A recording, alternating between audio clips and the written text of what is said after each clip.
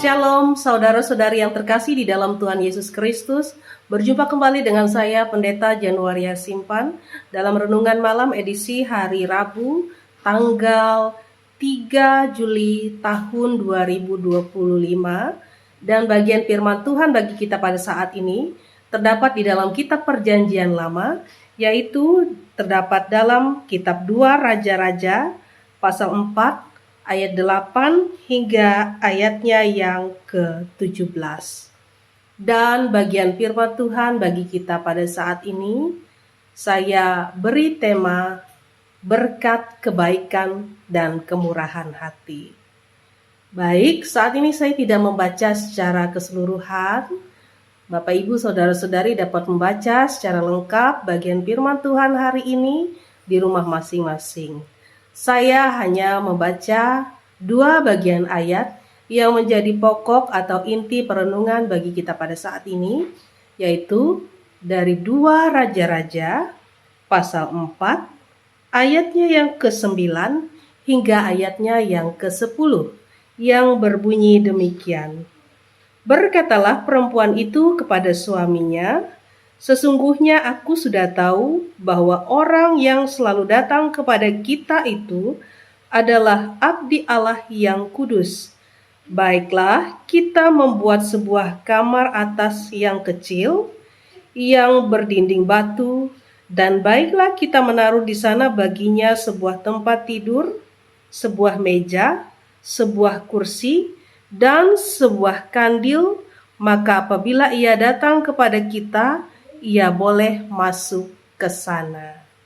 Saudara-saudari yang terkasih di dalam Tuhan Yesus Kristus, hari ini saya ingin mengajak kita meneladani atau belajar dari kemurahan hati seorang perempuan Sunem.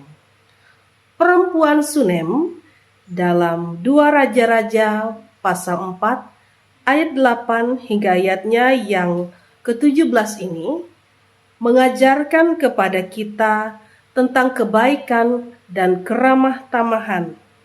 Berikut ada beberapa poin penting yang dapat kita teladani dari perempuan Sunem ini. Yang pertama, kita belajar dari keramah tamahan yang dimiliki oleh perempuan Sunem ini. Perempuan Sunem mengundang Nabi Elisa untuk makan dan menyediakan tempat tinggal baginya. Ini menunjukkan sikap keramah tamahan yang luar biasa dan penghormatan terhadap hamba Tuhan.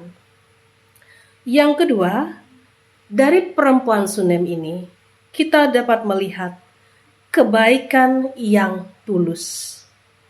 Ia tidak hanya memberikan makanan, tetapi ia juga berinisiatif untuk membangun sebuah kamar bagi Elisa. Tindakan ini mencerminkan perhatian dan pengorbanan yang tulus, di mana pada masa kini sangat jarang kita temukan. Yang ketiga, perempuan Sunem menyadari bahwa Elisa ini adalah seorang abdi Allah yang kudus. Kesadarannya ini mendorongnya untuk berbuat baik, menunjukkan bahwa kebaikan seringkali muncul dari pengenalan yang benar akan Tuhan. Yang keempat, dari perempuan Sunem ini, kita melihat bahwa ia memiliki iman dan harapan yang kuat di dalam Tuhan. Ketika Elisa memberitahukan bahwa ia akan memiliki seorang anak, perempuan ini awalnya memang meragukannya. Tetapi ia tetap menunjukkan iman dan menerima janji Tuhan. Ini mengajarkan kepada kita tentang pentingnya kita mempercayai setiap janji Tuhan, meskipun situasinya nampak tidak mungkin. Nah, saudara-saudari yang terkasih di dalam Tuhan Yesus Kristus, melalui perenungan pada saat ini, kita melihat teladan kebaikan dan kemurahan hati yang luar biasa yang diberikan oleh seorang perempuan Sunem ini. Kita diajak juga untuk dapat menunjukkan kebaikan dan keramah tamahan kepada sesama. serta kita diajak untuk memiliki iman yang kuat dalam menghadapi berbagai tantangan kehidupan. Setiap tindakan kecil kita akan membawa dampak yang besar bagi orang lain dan bagi diri kita sendiri. Percayalah, tidak ada kebaikan kita yang sia-sia, tetapi semua akan diperhitungkan oleh Tuhan. Dan kita percaya bahwa setiap kebaikan dan keramah tamahan yang kita berikan juga akan mendatangkan berkat. Tidak hanya bagi orang lain, tetapi juga bagi kita. Tuhan memberkati melewati firman-Nya pada saat ini. Amin.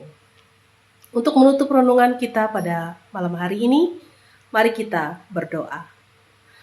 Terima kasih Tuhan, kami telah bersama-sama belajar serta merenungkan akan kebenaran firman-Mu. Ajar kami memiliki kebaikan dan kemurahan hati bagi sesama kami.